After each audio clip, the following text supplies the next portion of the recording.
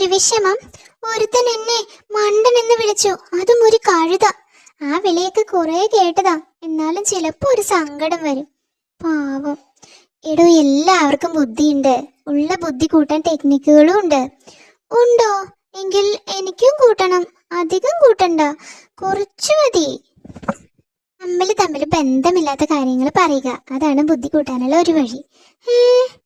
ഒരു വാചകം പറഞ്ഞാൽ തൊട്ട് പിന്നാലെ പറയുന്നത് അതുമായി ഒരു ബന്ധവുമില്ലാത്ത വാചകമായിരിക്കണം.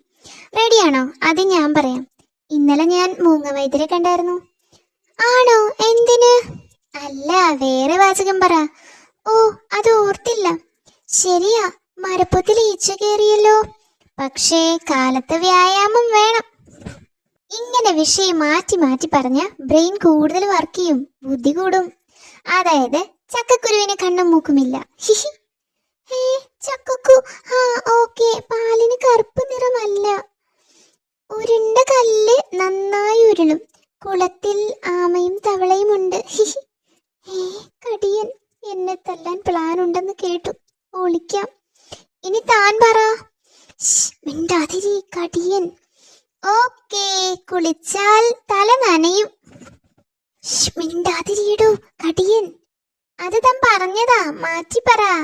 മിണ്ടാതിരിക്കാൻ. തനിക്ക് മാറ്റി പറയാൻ പറ്റുന്നില്ലേ? സൂത്ര, തന്റെ ബുദ്ധി പോയോ? അയ്യോ അയ്യോ. മണ്ടൻ എന്നും ഒരു മണ്ടൻ തന്നെ ആയിരിക്കും. സൂത്രന് വിഷയം മാറ്റി പറയാൻ പറ്റി. താങ്ക് യു ചേട്ടാ. ചേട്ടന്റെ ഇടി കാരണം സൂത്രനും ബുദ്ധി തിരിച്ചു കിട്ടി.